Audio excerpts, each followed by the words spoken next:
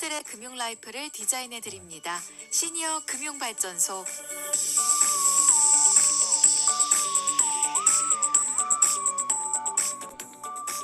한 달에 한 번 알아두면 행복해지는 금융 이야기 나눠봅니다. 오늘부터 중년의 품격을 더하라의 저자, 금융 전문가 송가펀 선생님과 함께합니다. 어서 오세요. 예, 안녕하세요.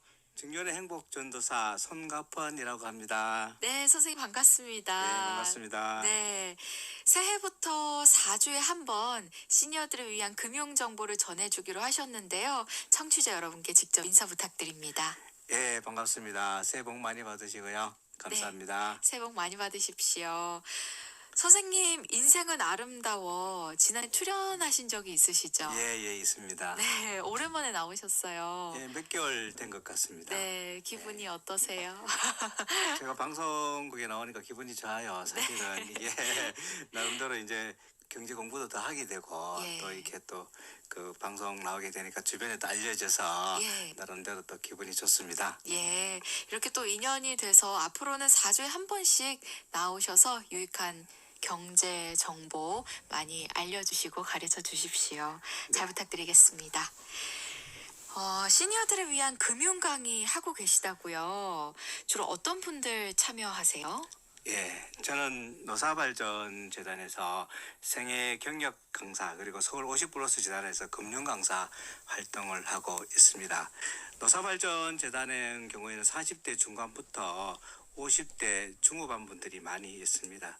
우리나라 퇴직 연령이 평균 49.3세라고 합니다. 예. 퇴직하시고 제2의 인생을 준비하시고 또 그러기 위해서는 강의도 듣고 상담도 받기 위해서 노사발전을 많이 찾고 있습니다. 예. 서울 50플러스 재단 같은 경우는 인생 후반을 준비하는 4060 세대들을 위한 기관이라서 40대부터 60대가 많습니다. 4060 세대는 생애설계, 일자리, 건강 등에도 관심이 많지만 특히 노후를 위한 재무설계에도 아주 관심이 많습니다. 그렇군요. 이 일자리를 떠난 퇴직자들의 평균 연령이 49.3세. 네. 주로 40대에서 60대 분들이 강의를 들으신다고요. 네. 이 은퇴를 전후해서 금융 교육이 필요한 이유 뭘까요? 예, 그 두 가지 측면에서 한 말씀 드려보겠습니다. 평균 수명과 돈 관리입니다. 예. 우리나라 국민들의 평균 수명이 얼마인지 아세요? 한 82, 3세 정도 되는 걸로 알고 있어요. 네, 맞습니다. 우리나라 국민 평균 수명이 83.6세입니다. 그렇군요. 2021년도 기준으로 남성은 80.6세, 여성은 87세입니다. 예. 불과 100년 전만 하더라도 우리 인간의 평균 수명은 40세 안팎이었다고 합니다. 지금은 100세 시대가 도래하고 있습니다. 이제는 퇴직 후에 3, 40년의 기간이 남아 있습니다. 그리고 자녀들이 부모를 부양하지 않는 시대에 살고 있습니다. 그래서 자기 자신의 노후는 자기가 책임지는 시대에 살아야 하는 거죠. 예. 그리고 또 우리나라는 연금제도가 성숙되지 않아서 국민연금 소득 대출이 되게 낮습니다. 그래서 각자의 그 노후는 각자가 준비해야 되기 때문에 미리 준비하고 각자 상황에 맞는 예. 재무 설계를 해야 합니다. 또 하나는 우리가 퇴직금을 가지고 퇴직 후에 잘못된 투자, 보이스피싱, 사기 뭐 여러 가지로 이제 퇴직금을 한 번에 날려버리는 경우가 많거든요. 그렇죠. 정말 알토란 같은 퇴직금이 예. 쉽게 날아가 버리는 경우가 많기 때문에 금융교육 반드시 필요하고 사실 우리가 돈을 버는 것 이상으로 돈 관리가 더 중요하다고 보이거든요. 그렇습니다. 그런 측면에서 반드시 우리가 금융교육이 꼭 필요하다고 이렇게 생각을 합니다. 예, 이 자산을 효과적으로 관리하는 전략을 예. 잘 세워야 예, 예. 더 나은 미래를 만들 수 있지 않나 맞습니다. 생각이 됩니다. 새해 들어서 바뀌는 정책들이 많은데요. 금융 관련해서는 어떤 이슈들이 있을까요?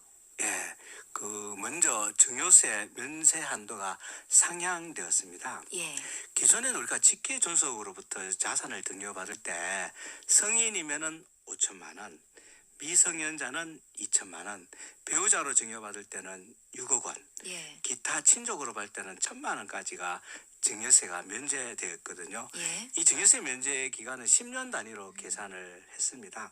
그러니까 성인 자녀가 부모한테 증여받을 때는 10년 동안 5천만 원까지 증여세가 면제됐거든요. 예. 근데 금년부터는 혼인 출생 공제라는 비과세 한도가 1억 원이 추가적으로 산정이 되거든요. 예. 그래서 혼인을 할 때 혼인 전후 2년 그러니까 4년 동안은 부모님부터 이제 증여를 받을 때 증여세가 면제되고요. 혼인을 할 때도 혼인 후 2년 동안은 이제 증여세 과세가 공제가 되거든요. 재산세 과액에서 공제되기 때문에 예. 이것은 이제 기존에 그 5천만 원과 별도로 혼인 공제와 출산 공제 통합한다는 1억으로 운영을 되고 있습니다.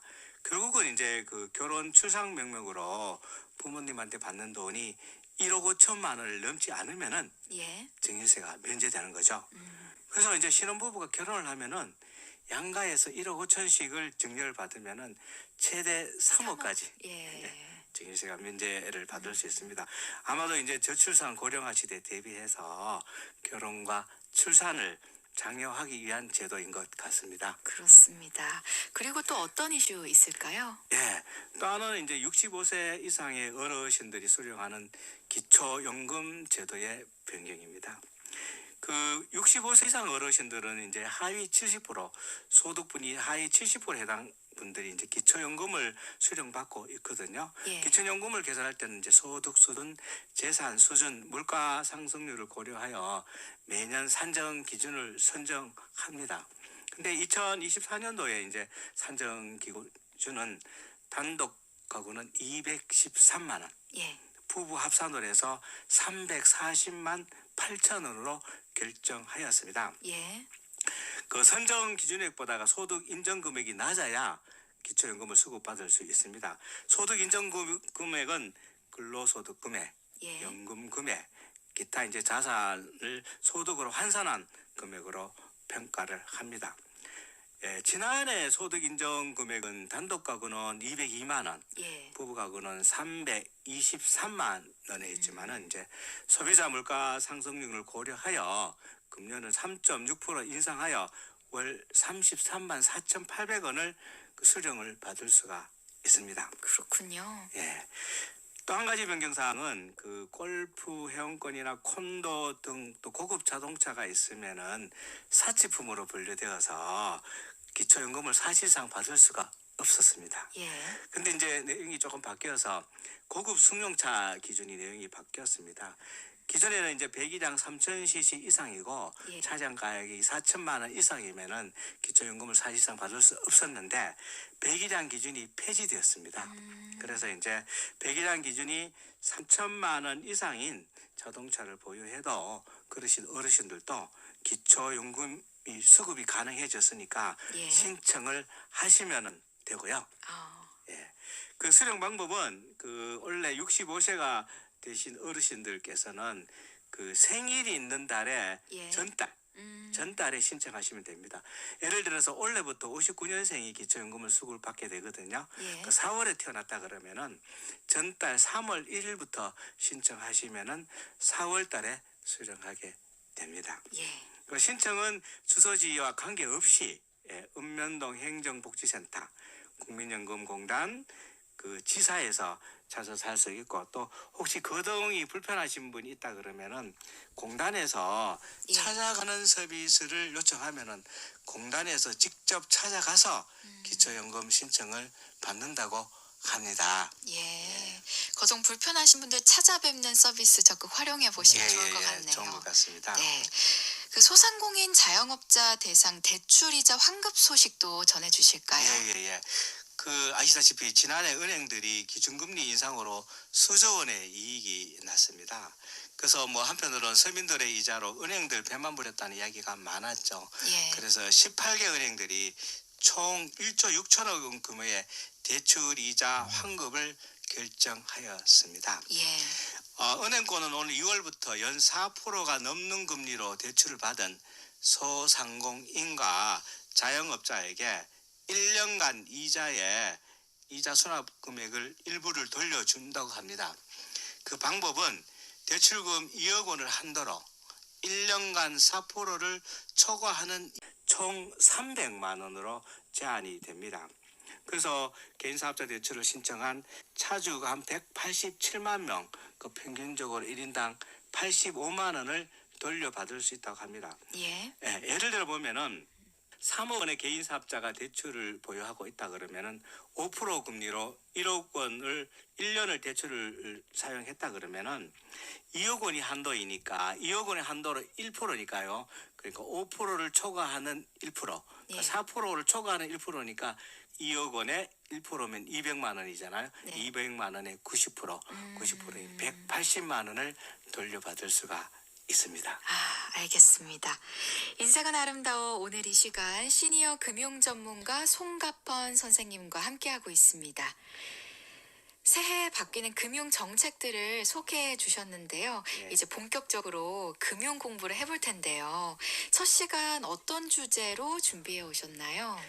예, 우리가 지금 아시다시피 100세 시대인데 노후 보장을 위해서는 든든한 연금이 필요합니다. 그래서 그렇습니다. 노후를 위해서는 공적연금인 국민연금 외에 퇴직연금, 개인연금이 젊을 시절부터 준비를 해야 됩니다. 그래서 오늘은 대표적인 개인연금 상품인 연금저축과 IRP, 그러니까 개인형 퇴직연금에 대해서 알아보도록 하겠습니다. 네, 연금저축과 IRP, 개인형 퇴직연금, 은행에서도 절세 상품으로 많이 추천해 예. 주는데요. 예. 정확히 어떤 상품인지 또 뭐가 다른지, 예. 국민연금을 이미 내고 있는데 따로 가입할 필요가 있는지 예. 애매모호하게 느껴지는 분들 많으실 거예요. 오늘 이 시간 잘 들어보시면 좋겠습니다. 먼저 이 두 상품에 대한 소개부터 해주실까요? 예. 개인연금 상품인 개인연금저축, 흔히들 연금저축이라 하죠. 네. 연금저축과 IRP는 매년 일정 금액을 저축해서 55세 이후에 연금으로 받는 상품입니다. 네. 그 가입 대상은 개인연금저축은 누구나 가입할 수가 있고요. 개인형 IRP, 그러니까 개인형 퇴직연금 IRP는 직장인이어야 됩니다. 그래서 네. 4대 보험을 가입한 근로자나 소득이 있는 사람만 가입이 가능합니다.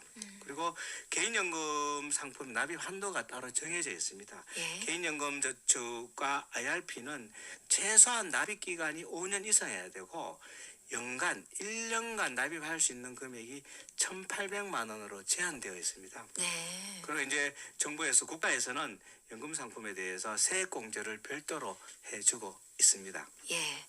결국 내가 돌려받게 될 돈인 건데 내야 할 세금을 일부 공제해 준다는 건가요? 예. 네. 공제해주고 있습니다. 1년에 얼마까지 공제가 되나요? 네, 연금저축은 연간 납입액이 이제 600만 원까지, 그러니까 개인연금저축은 600만 원까지고 IRP 개인형 퇴직연금은 연간 900만 원까지 세액 공제를 해주고 있거든요.